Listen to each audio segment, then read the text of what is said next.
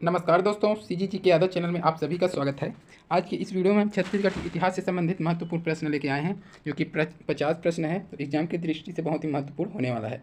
तो वीडियो में आगे बढ़ने से पहले यदि आप हमारे चैनल में नए हैं तो चैनल को सब्सक्राइब कीजिए, साथ ही बेल आइकन की घंटी जरूर दबाएं ताकि आने वाले वीडियो का नोटिफिकेशन आपको मिल सके। तो चलते हैं आज के पहले प्रश्न की ओर। आज का पहला प्रश्न है, मराठा काल में सेवई था। तो मराठा काल में सेवई क्या था बताना है। ऑप्शन में दिया ए बिक्री कर, गैर कृषकों से लिए जाने वाला कर, अर्थदंड या जुर्माना। डी में दिया है ग्राम प्रमुख। तो इसका जो सही आंसर हो जाएगा ऑप्शन सी हो जाएगा, अर्थदंड हो जाएगा। ठीक है, सेवई क्या था तो अर्थदंड या जुर्माना था। ठीक है, अगला प्रश्न देखते हैं। सविनय अवज्ञा आंदोलन के दौरान दयावती बाई किस स्थान की सत्याग्रही रही। तो सविनय अवज्ञा आंदोलन के समय दयावती जो है किस स्थान से सत्याग्रही रही थी। तो ऑप्शन में दिया है धमतरी, बलौदा बाजार, महासमुंद, नवापारा। इसका जो सही आंसर हो जाएगा ऑप्शन सी हो जाएगा। ठीक है, महासमुंद। ठीक है, दयावती जो है महासमुंद से सत्याग्रही रही थी। अगला प्रश्न देख लेते हैं। सन 1947 के पूर्व छत्तीसगढ़ में प्रमुख परगनों एवं जमींदारियों की संख्या थी। तो ऑप्शन में दिया है, देख लेते हैं परगना और जमींदारियाँ। ठीक है, 9, 27, 7, 29, 11, 25, 13, 23। तो इसका जो सही आंसर हो जाएगा ऑप्शन ए हो जाएगा 9, 27। 9 परगना था और 27 जमींदारियाँ थी। कब था तो 1947 के पूर्व छत्तीसगढ़ में प्रमुख। ठीक है, अगला प्रश्न देख लेते हैं। गुंडाधुर छत्तीसगढ़ के किस क्षेत्र के जननायक थे। तो गुंडाधुर था वो छत्तीसगढ़ के किस क्षेत्र के जननायक था, उसको पूछा गया है। ऑप्शन में दिया है रायगढ़, सारंगढ़, सोनाखान, बस्तर। तो इसका जो सही आंसर हो जाएगा ऑप्शन डी हो जाएगा, बस्तर। ठीक है, गुंडाधुर जो है बस्तर क्षेत्र के जननायक थे। अगला प्रश्न देखते हैं। कौशल एवं उत्कल में शासन करने वाला महाभवगुप्त चतुर्थ उद्धोत केसरी किस वंश का शासक था। ऑप्शन में दिया है गंगवंश, नलवंश, राजर्षि तुल्य कुलवंश, और डी दिया है सोमवंश, कलिंगाधिपति। ठीक है, ये उसका उपाधि था सोमवंश का। ठीक है, तो इसका जो सही आंसर हो जाएगा ऑप्शन डी हो जाएगा। ठीक है, सोमवंश, कलिंगाधिपति। ठीक है, अगला प्रश्न देख लेते हैं। महारंजमुर शिलालेख किस शासक का था। तो महारंजमुर शिलालेख किसका था उसको बताना है। ऑप्शन में दिया है ययाति, शिवगुप्त, महाभवगुप्त चतुर्थ, जन्मेजय, इंद्ररथ। तो इसका जो सही आंसर हो जाएगा ऑप्शन ए हो जाएगा, ययाति शिवगुप्त। महारंजनमुर जो था ययाति शिवगुप्त का शिलालेख था। ठीक है, अगला प्रश्न देख लेते हैं।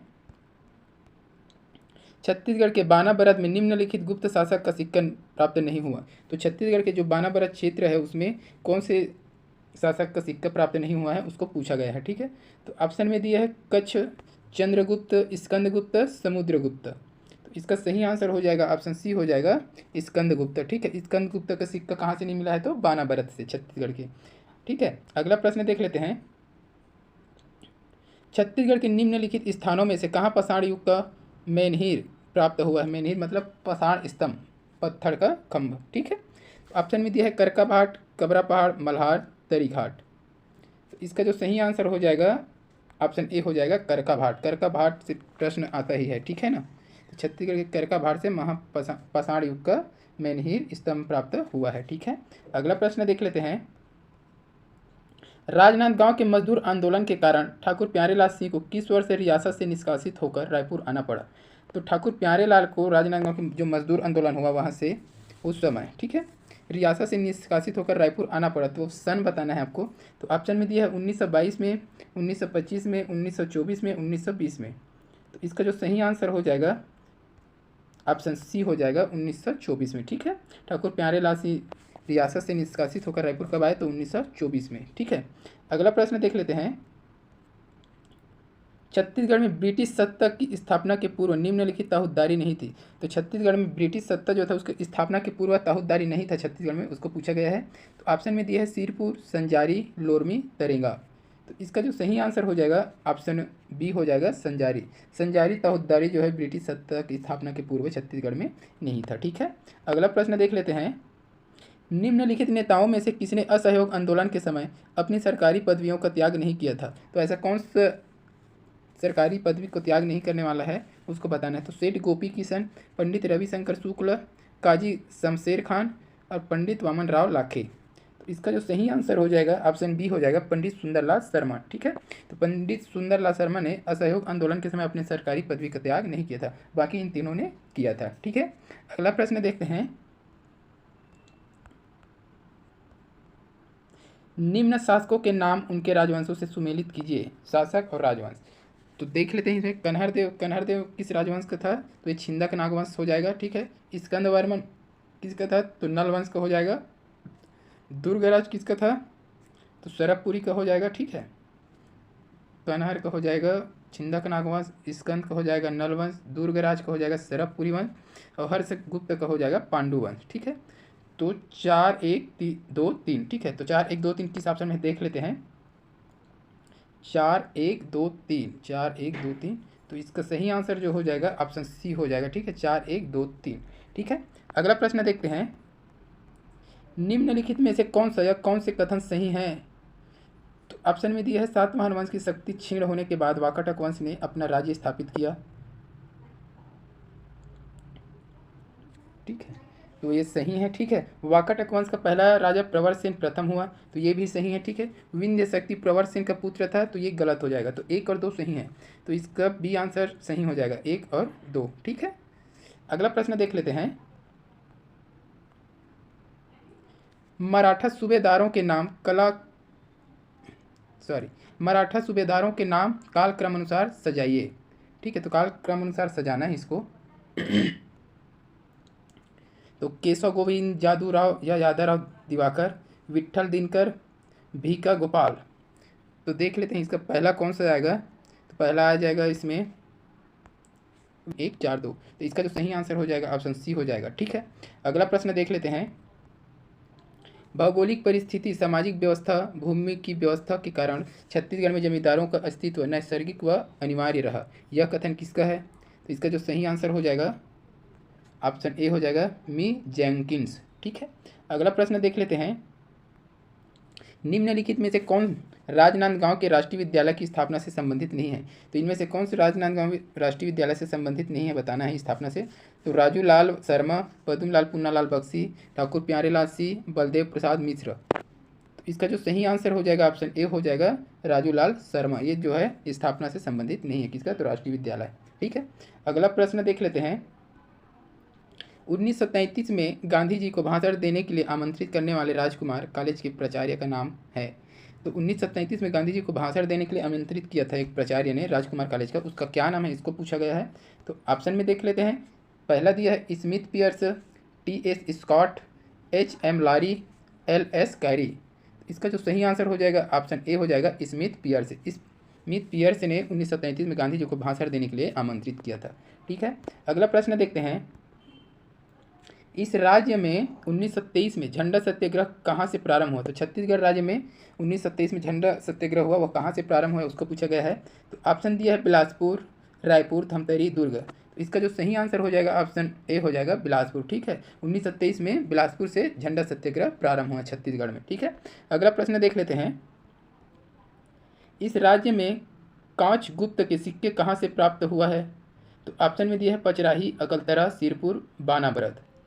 इसका जो सही आंसर हो जाएगा ऑप्शन डी हो जाएगा, बानाबरत। ठीक है, इस राज्य में कांच गुप्त के सिक्के कहाँ से प्राप्त हुआ? तो बानाबरत से। ठीक है, अगला प्रश्न है। यह राज्य अंग्रेजों का नियंत्रण स्थापित होने के समय किस भोंसले शासक के अधीन था?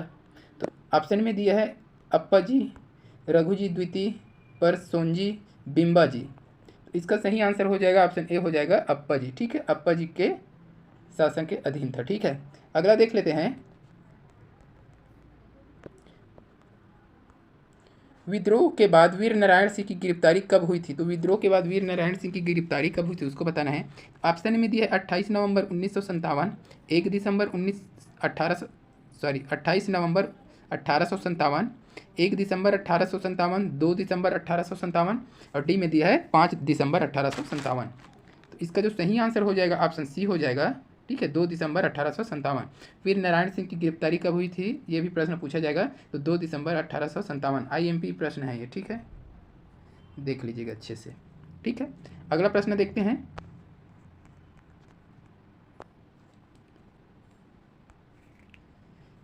रायपुर की कौन सी घटना को सूरत फुट 1907 की पृष्ठभूमि कहा जाता है? तो ऑप्शन में दिया 28 फरवरी 1907 के अखिल भारतीय कांग्रेस परिषद, 29 मार्च 1907 को प्रांतीय कांग्रेस कमेटी की बैठक, 1 अप्रैल 1907 को भारतीय सांस्कृतिक परिषद और 8 अप्रैल 1907 को मजदूर सम्मेलन। तो इसका जो सही आंसर हो जाएगा ऑप्शन बी हो जाएगा। ठीक है, 29 मार्च 1907 को प्रांतीय कांग्रेस कमेटी का बैठक। ठीक है, इसका बी आंसर सही हो जाएगा।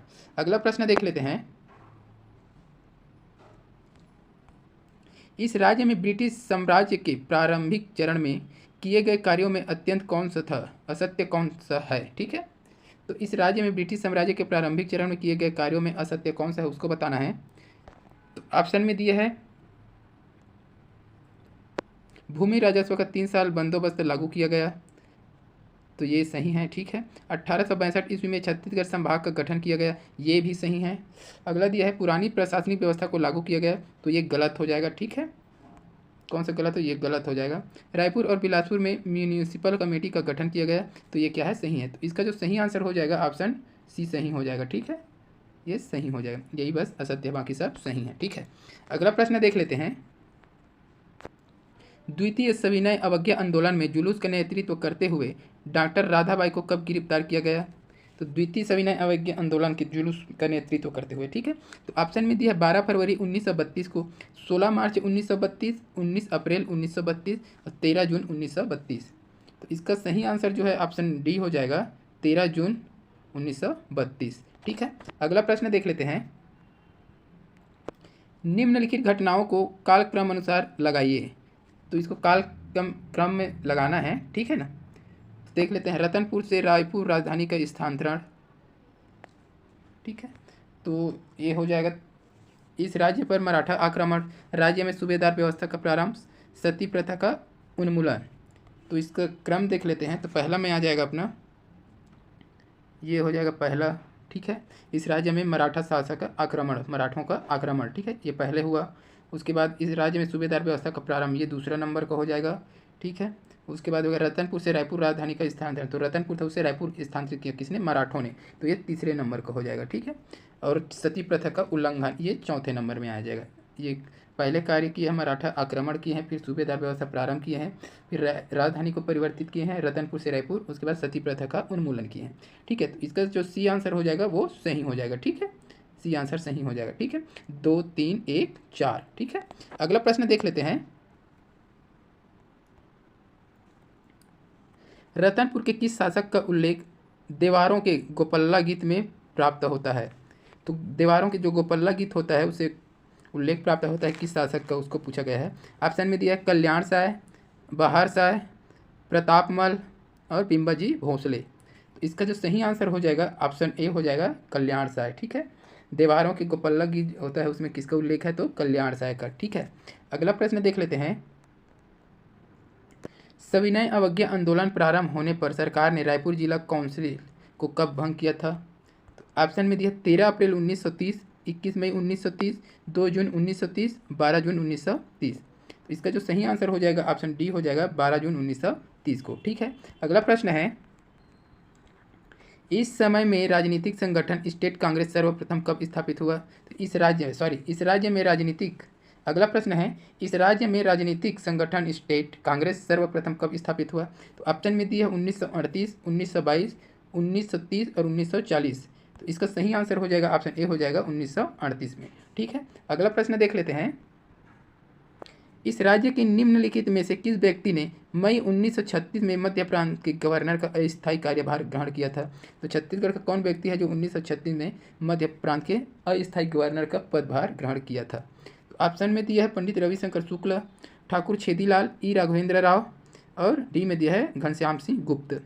इसका जो सही आंसर हो जाएगा ऑप्शन सी हो जाएगा, ई राघवेंद्र राव। ई राघवेंद्र राव जो है मध्य प्रदेश के गवर्नर का अस्थायी कार्यभार संभाले थे। ठीक है, अगला प्रश्न देख लेते हैं। खरौद के लखनेश्वर मंदिर में किस शासक का उल्लेख प्राप्त होता है? तो खरौद में जो लखनेश्वर मंदिर है उसमें किस शासक का उल्लेख है उसको पूछा गया है। ऑप्शन में दिया है जाजल्य देव, ईशान देव, तखत सिंह, महाशिव गुप्त।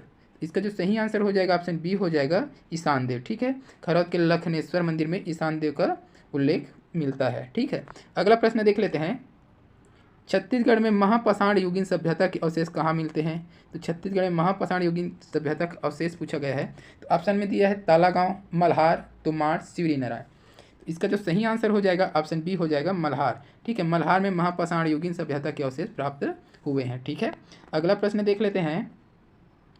बिम्बाजी भोसले का प्रमुख प्रशासकीय अधिकारी दीवान था? तो ऑप्शन में दिया है मेघू पंडित, भास्कर पंत, खंडोजी, घोड़ो महादेव। तो इसका सही आंसर हो जाएगा ऑप्शन डी हो जाएगा घोड़ो महादेव। ठीक है, बिम्बाजी भोसले के प्रमुख प्रशासकीय अधिकारी दीवान था घोड़ो महादेव। ठीक है, आईएमपी है, याद रख लेना इसको। ठीक है, अगला प्रश्न देखते हैं। सूबेदार श्री विट्ठल दिनकर का कार्यकाल था? तो सूबेदार विट्ठल दिनकर का कार्यकाल कब से कब तक था उसको पूछा गया है। तो ऑप्शन दिया है 1786 से 1790, 1790 से 1795, 1790 से 1796 और 1796 से 1798। तो इसका जो सही आंसर हो जाएगा ऑप्शन सी हो जाएगा 1790 से 1796। ठीक है, अगला प्रश्न देख लेते हैं।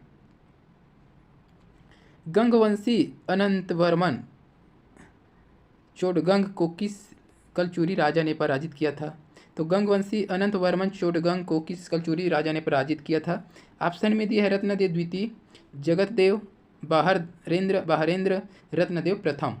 इसका जो सही आंसर हो जाएगा ऑप्शन ए हो जाएगा रत्नदेव द्वितीय। ठीक है, रत्नदेव द्वितीय ने पराजित किया था। ठीक है, अगला प्रश्न देख लेते हैं। भारत छोड़ो आंदोलन के दौरान नागपुर के सरकारी भवन पर तिरंगा फहराने वाले छत्तीसगढ़ के युवक का नाम था? ये आईएमपी प्रश्न है, देख लीजिएगा इसको। ठीक है ना, तो क्या नाम था? ऑप्शन में देख लेते हैं। कुंज बिहारी चौबे, बलीराम आजाद, ठाकुर रामकृष्ण और डी में दिया है सुधीर मुखर्जी। तो इसका जो सही आंसर हो जाएगा ऑप्शन सी हो जाएगा ठाकुर रामकृष्ण। ठीक है, छत्तीसगढ़ का यही युवक था जो भारत छोड़ो आंदोलन के दौरान नागपुर में सरकारी भवन पर तिरंगा फहराया था। ठीक है, अगला प्रश्न देख लेते हैं। परलकोट की विद्रोह के संदर्भ में असत्य कथन बताइए।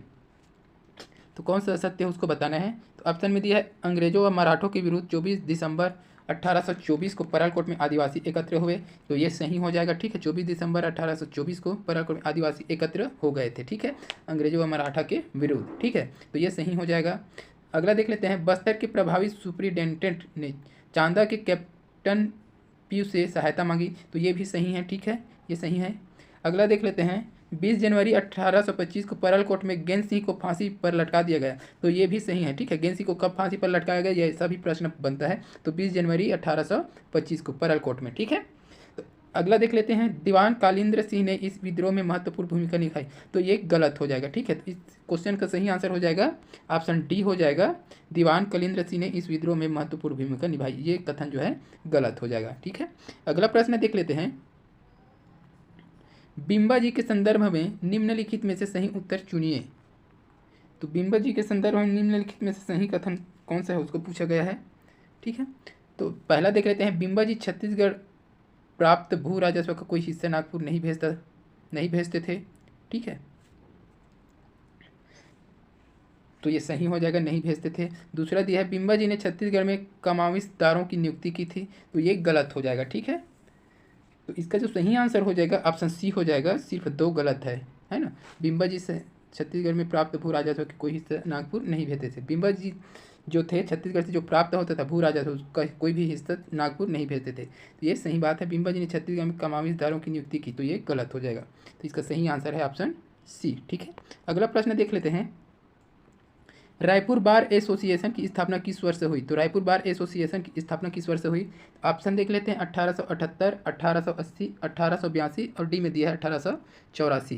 तो इसका जो सही आंसर हो जाएगा ऑप्शन सी हो जाएगा 1882। रायपुर बार एसोसिएशन की स्थापना 1882 में हुआ है। ठीक है, अगला प्रश्न देख लेते हैं।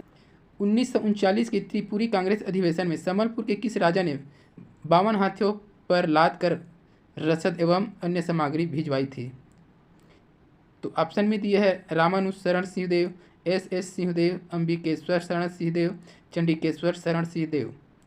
तो इसका जो सही आंसर हो जाएगा ऑप्शन ए हो जाएगा। ठीक है, ऑप्शन ए हो जाएगा रामानुज शरण सिंहदेव। ठीक है, तो अभी तक जो लोग वीडियो को लाइक नहीं किए हैं तो वीडियो को लाइक कर दीजिए और शेयर कर दीजिए। और जो लोग चैनल में नए हैं वो चैनल को सब्सक्राइब कर दीजिए, क्योंकि हमारे इस चैनल में ऐसे ही महत्वपूर्ण क्वेश्चन का वीडियो आता रहेगा जो कि एग्जाम के लिए बहुत ही महत्वपूर्ण है। ठीक है, तो आगे का प्रश्न देखते हैं। अगला है, निम्नलिखित में से किस स्वतंत्रता संग्राम सेनानी ने कहा था मुझे मोक्ष प्यारा नहीं मैं फिर जन्म लूँगा। तो मुझे मोक्ष प्यारा नहीं मैं फिर जन्म लूँगा किस स्वतंत्रता सेनानी ने कहा था, उसको पूछा गया है। ऑप्शन देख लेते हैं, वामन राव लाखे, रामदयाल तिवारी, सुंदरलाल शर्मा, और डी दिया है माधवराव सप्रे। तो इसका जो सही आंसर हो जाएगा ऑप्शन डी हो जाएगा। ठीक है ना, माधवराव सप्रे। माधवराव सप्रे ने बोला था मुझे मोक्ष प्यारा नहीं है मैं फिर से जन्म लूँगा। ठीक है, अगला प्रश्न है, सरगुजा ब्रिटिश काल में कब छत्तीसगढ़ में शामिल हुआ। तो सरगुजा ब्रिटिश काल में कब छत्तीसगढ़ में शामिल हुआ। तो ऑप्शन में दिया है 1915, 1910, 1900 और 1905। तो इसका जो सही आंसर हो जाएगा ऑप्शन डी हो जाएगा 1905। ठीक है, सरगुजा जो है ब्रिटिश शासन में 1905 में छत्तीसगढ़ में शामिल हुआ। ठीक है, अगला प्रश्न देख लेते हैं। प्राचीन छत्तीसगढ़ के सरबपुरी शासक सुदेवराज ने अपने अधिकारी इंद्र बलराज को निम्न में से किस पद पर आसीन किया था। तो ऑप्शन में दिया है महाबलाधिकृत, सर्वाधिकारीधिकृत, महामांडलिक, महासामंत। इसका सही आंसर हो जाएगा ऑप्शन बी हो जाएगा सर्वाधिकारीधिकृत। ठीक है, अगला प्रश्न देख लेते हैं।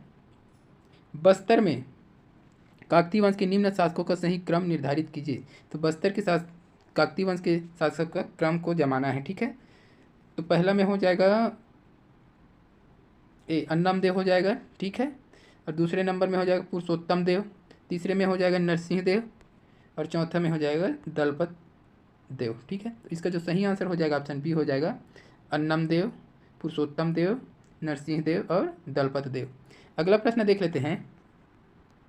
मराठा कालीन छत्तीसगढ़ में सेवाई निम्न में से किससे संबंधित है। तो सेवाई निम्न में से किससे संबंधित है, शायद ये क्वेश्चन रिपीट हुआ है, थोड़ा सा अलग है इसलिए रिपीट हो गया है। तो इसका जो सही आंसर हो जाएगा ऑप्शन ए हो जाएगा जुर्माना। सेवाई मतलब जुर्माना है। ठीक है, अर्थदंड या जुर्माना। ठीक है, अगला प्रश्न देख लेते हैं। छत्तीसगढ़ के रतनपुर से शासन करने वाले कलचुरी मूलतः निम्न में से किस स्थान के थे। तो छत्तीसगढ़ में शासन करने वाले कलचुरी जो है तो मूलतः कहाँ के थे उसको पूछा गया है। तो महिष्मती, वातापी, वल्लभी या अमरावती। इसका जो सही आंसर हो जाएगा ऑप्शन ए हो जाएगा महेशमती। ठीक है, महेशमती। बाहुबली पिक्चर में जो बोलते हैं ना महेशमती, जय महेशमती, वहीं से थे कौन, कुछ कलचुरी लोग, है ना। अगला प्रश्न देख लेते हैं। 1951 में एक पूर्ण विकसित आश्रम धर्मसभा आदिवासी सेवा मंडल की स्थापना किसने की थी। तो एक आश्रम है धर्मसभा आदिवासी सेवा मंडल, उसका पूर्ण रूप से विकसित आश्रम कब हुआ, 1951 में। वो किसने करवाया था। तो ऑप्शन में दिया है राजमोहनी देवी, नारायण सिंह, ताना भगत, गुंडाधो। तो इसका जो सही आंसर हो जाएगा ऑप्शन ए हो जाएगा राजमोहनी देवी ने। ठीक है, धर्मसभा आदिवासी सेवा मंडल का स्थापना किसने करवाया, तो राजमोहनी देवी।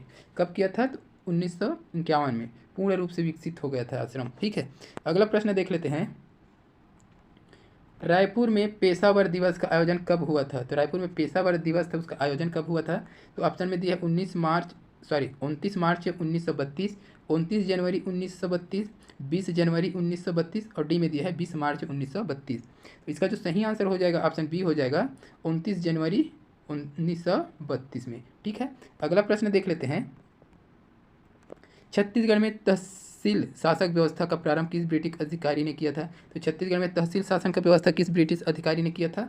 ऑप्शन में दिया है एग्न्यू, एडमंड, जेनकिंस, इलियट।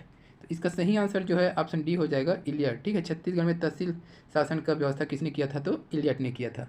ठीक है, तो आज के वीडियो में बस इतने ही। अगर वीडियो अच्छी लगी हो तो वीडियो को लाइक करें, शेयर करें और चैनल में नए हैं तो चैनल को सब्सक्राइब करें। तो मिलते हैं अगले वीडियो में। वंदे मातरम, जय हिंद।